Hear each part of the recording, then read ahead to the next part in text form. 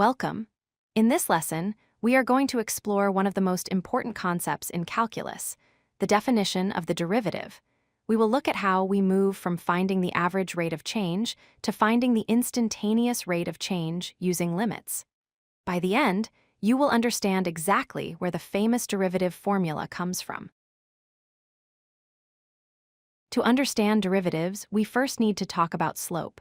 With a straight line, the slope is constant everywhere. You can pick any 2 points, calculate rise over run, and you get the same number. But with a curve, the slope is constantly changing. It's steep in some places and flat in others. The challenge is, how do we calculate the slope at just a single specific point on this curve? Since we cannot calculate slope with just one point, we start by picking 2. Let's call our first point x, and then we pick a second point a little bit further away. We draw a line connecting these 2 points. This is called a secant line. It doesn't give us the perfect slope at x, but it gives us an average.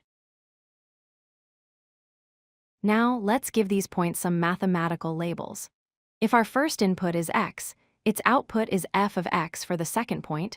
We define its distance from the first point as h, so the second input is x plus h, and its output is f of x plus h. These are the coordinates we will use. Using those coordinates, we can write the formula for the slope of our secant line. Remember, slope is rise over run. The rise is the difference in height.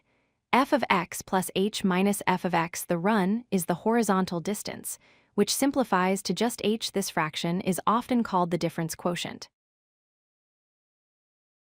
Let's focus on h for a moment. H represents the gap between our 2 points. Right now, because there is a gap, our slope is only an approximation.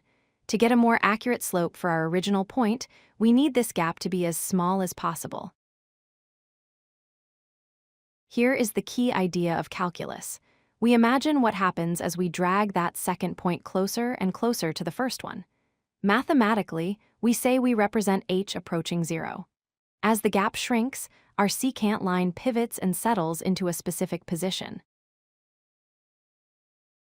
When h is infinitesimally close to 0, the 2 points essentially become 1.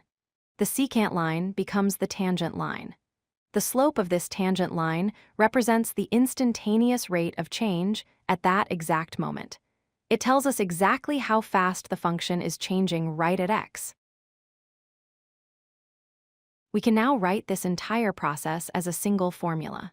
The derivative, written as f prime of x, is equal to the limit as h approaches 0 of our difference quotient. This formula encapsulates the entire process, calculating the slope and then shrinking the distance between points to 0. To summarize, the derivative is the tool we use to find the instantaneous rate of change. We build it by taking the slope of a secant line and applying a limit to shrink the gap to 0.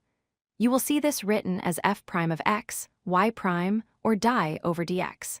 They all represent this same fundamental concept. If you like this video, hit that like button and don't forget to subscribe. Visit codelucky.com for more such useful content.